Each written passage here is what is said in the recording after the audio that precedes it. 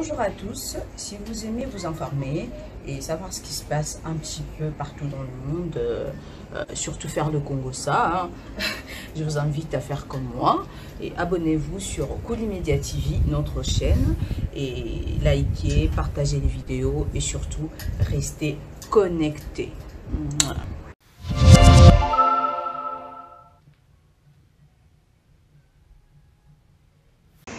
Shalom na Jésus réponse. Vous avez déjà vraiment 100 jours à Washington. Donc, vous êtes déjà dans les États-Unis. Vous êtes à Washington. Vous êtes à Dallas. Vous avez déjà pour un temps changer. Et le monde n'a pas Pyrénées. Vous faites pour ça. Sur 3 jours, nous sommes déjà vendredi. Dimanche, Zambia Pambola Bino. Toza déjà dans Katia Washington. Le Pambolisa. Maman Esther Londi Malela, prophétesse de son état, oyo babengaka maman 100 jours, aza na kati ya États-Unis d'Amérique, plus précisément na ville ya Dallas. Maman oyo batu nyonso ba chrétien nyonso bayebi makambo minene ya sala à travers enseignement na ye ya parole de Dieu, à travers ba jeûne et prière na ye oyo ba pesela ye kombo ya maman 100 jours, alingaki pe ko faire bénéficier bana ya Dallas na lipamboli oyo Nzambe atia na kati na ye. Yango wana na première ou deuxième, plus précisément quinzaine, ya mois de décembre 2021, akomaki na kati ya mboka ya États-Unis pe asali makambo ya minene. Me toyoka ye nanu, toyeba but nini penza etindi ye anyata mboka oyo ya États-Unis, plus précisément ville ya Dallas.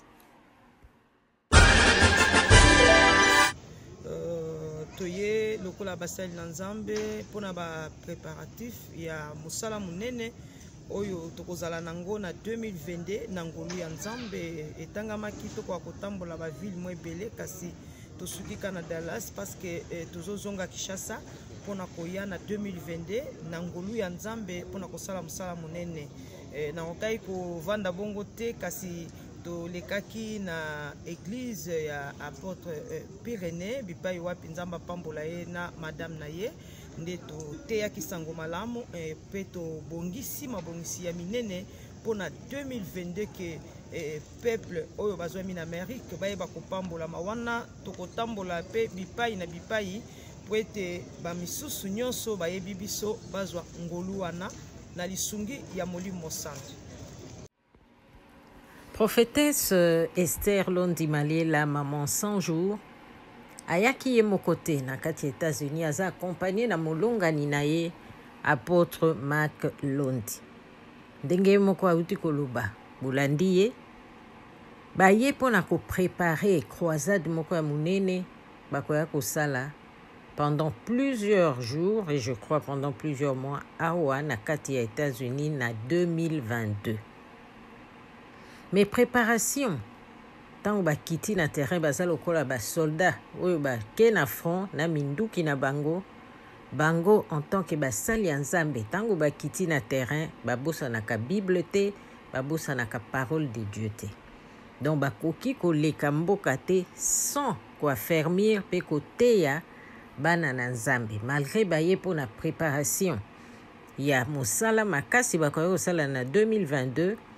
Balobi tokoki kozonga pamba te, yango boyoki ye tango alobaki tout à l'heure baleki na église ya apôtre Pyrénées na kati ya Dallas pona koteya et puis koaffermir kopesa parole na bana na Nzambe. Tozotika bino botala mwa extrait ya mosala maman 100 jours à Salaki na église ya pasteur Pyrénées na kati na Dallas. Allez, I want you, where you are, otomboli maboko na yo just lift up your hands obandi kosambela and stop praying ozoloba na nzambe na mongongo makasi and start screaming to God. yokela ngai mawa Say, God, please have mercy on me. Yokela ngai mawa, Seigneur Jésus. Please have mercy on me, Lord. Begin to pray, begin to pray, begin to pray. nazoyoka mongongo na yo I don't want to hear your voice. I want to hear your voice. na mongongo makasi I want you to shout as you're praying. yokela nga mawa Tell God to have mercy upon you. I don't hear you. Open up your mouth. Open up your mouth. Begin to pray. Bring out all your words. Lift up your voices. Tell God, have mercy upon me. Lord Jesus, have mercy upon me. Have mercy upon me. I don't hear your voices. Open up your mouth. Open up your mouth. Forget. I receive another grace. Another grace to come before you. As Lord and Savior, my Savior. From today on, have place in me. Have a place in me. Have a place in me. Have a Jesus of Nazareth. Have a place in me. Jesus of Nazareth. Jesus of Nazareth. Jesus of Nazareth. Have a place in me. Have a place in me. Have a place in me. Have a place in me. Have a place in me. You tell him all these words. In the name of Jesus. In the name of Jesus. Oh, Jésus de Nazareth. Yes, Jesus of Nazareth. He's here to defend. He's here to carry your case. I'm putting my hands upon you in the name of Jesus. I'm laying my hands upon you in the name of Jesus of Nazareth. He's going to remove a condemnation in your life. In the name of Jesus of Nazareth. God of Abraham, God of Isaac. Ora basende mereke yeke bashekende marakondo nzambe kangola ndeko mwasoyo kangola ye Seigneur azali pambo liko utepai na yo na kombo na Yesu Kristo Nazareth na kombo na Yesu Kristo Nazareth bandako pambo na pende ko mwasi Seigneur bénédiction na ye kota kati na ye au nom puissant de Jésus Christ de Nazareth au nom puissant de Jésus Christ de Nazareth nzambe ya bomoi bandako bikisa moningami bandako kangola ye Seigneur bandako kangola ye Jésus o rakaba shende mereke nazo tato la miracle na libumu na ye nzambe ya bomoi o nyonso ekangama ki Seigneur eyeba kofungwama yondo yebi kopesa lipambo liko utepa na yo nzambe sala kati na mwana mwasi oyo ayeba kotémoigner miracle ayamba oyo azangaki na kombo na Yesu Kristo Nazareth. Gloire à Dieu. Seigneur salangolu na ndeko mwasi nazo pambole na kombo na Yesu. Nazo pambole na kombo na Yesu. Nzambe ayeba ko témoigner puissance na yo. O ramana shende. Yondo ebiko pesa e oya sengeli nango. E nazo tia loboko na libumu na ye. Kete bana bakota na libumu oyo. Au nom de Jésus de Nazareth. Au nom de Jésus de Nazareth. Nzambe na kata libumu oyo. Nazo pambola. Nazo sakola. Ma pamboli ekita. Na kombo na Yesu Kristo Nazareth. Oh Jésus Christ. Tika bilembo no sa tiabule kende. Li pambole kite la mwana oyo. Ayeba ko témoigner puissance na yo. Na kombo na Yesu Kristo Nazareth. Na kombo na Yesu Kristo Nazareth. Nzambe sala kati na mwana na yo. To profiter pe na occasion yo maman 100 jours aleki na kati ya États-Unis en Dallas pona kotu na ye apesa biso un peu ba contour ya surnom na ye oyo ya maman 100 jours. Impact nango sur bana na Nzambe mosala oyo ya 100 jours eza nini toyokai. Ezali pona tina ya losambo kombo nanga ezali Malela Londi Esther 100 jours eye kolandisa likambo Nzambe apesi ya losambo so tolobi 100 jours ezolakisa jeûne et prière oyo na mesana kosala chaque année soki na koti mabondeli ona silisi esangisaka mabota ebele oyo bozomona ba croisade ya ndenge na ndenge sami na ba stade na mboka na biso Congo pe na ba mboka misusu oyo nyonso bolandaka na nzela ya internet to na ba télévision komona ke 100 jours ya jeûne ya prière et pamboli bato ebele etiki bilembo ebele mabondeli oyo yango moni batu babosana même kombo nanga Malela Londi Esther bapesanga kombo wana ya mama 100 jours. Donc eza en place mususu okomona mutu ayebi na ye mama Malela te, mais so mama 100 jours mutu ayebi déjà. De 100 jours eza musala, 100 jours ezali likabu, 100 jours ezali pondeli oto bengaka ezali délivrance ya peuple. Donc tina ya 100 jours yangwana.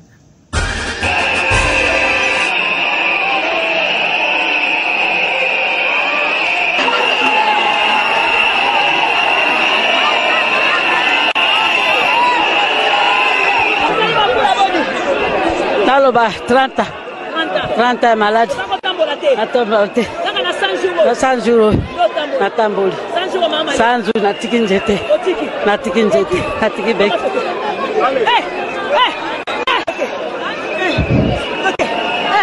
Allez, bougez mon pied. Bougez mon pied. Yaka, yako simbana. Papa tamboli makolo se tamboli. Yaka.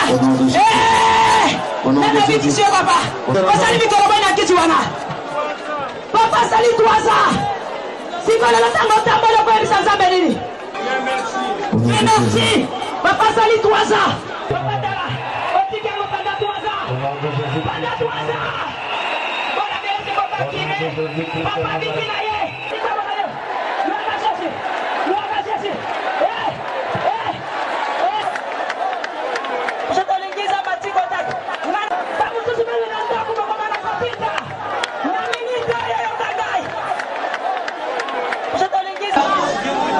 Omoninga, omoninga, omoninga, ozomona na benda, ya solo, ya sali mikoloboni.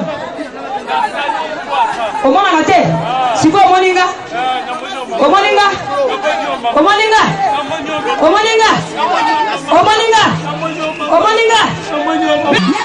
Mata,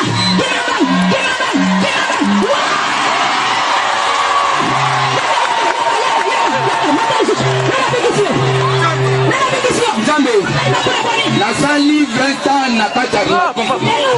Le long a biki. Yaka amona tate. Yaka. Simba misina yo simba. Ezomona. Okomona ngai. Okomona ngai. Okomona ngana komona Yesu. Talanga malamu. Ozomona ngai. Simba mbuma moko zolo nanga.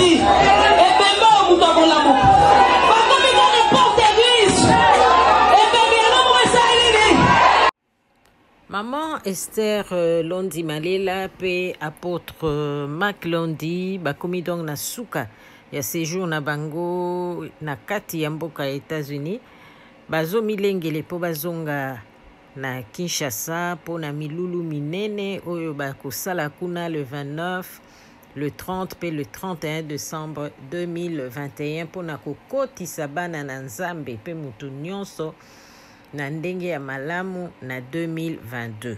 Tozotika ye moko maman prophétesse Esther Londi Malela a expliqué biso oyo ya minene ekozala na kati ya ville province ya Kinshasa. Shalom ba Jésus réponse nde tolobaki tosilisi musala lelo na Dallas Donc awa tokomi kobonga mapoto zonga Kinshasa pour le 29 le 31 décembre. Donc mosala déjà sili lelo na Dallas. Ozomona malili donc donc elongo na porte maklo ndi bana Jésus réponse nzamba pambola bino surtout ici mosala en États-Unis na Dallas lelo. Nous tambola mukie pour na kolobake mercredi le 29, jeudi le 30, vendredi le 31 décembre. Hein? Yeso kota likambo na yo nde tolobaki lo sambo efutaka oyo elekeli yo moto elekeli nzambe te. Donc toza en Amérique tozozonga déjà Kinshasa. Nzambe apambola bino.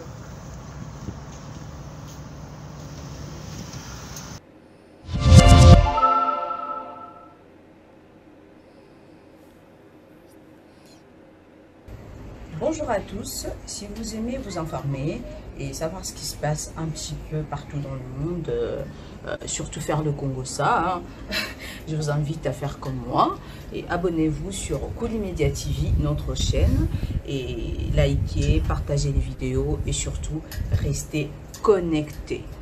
Voilà.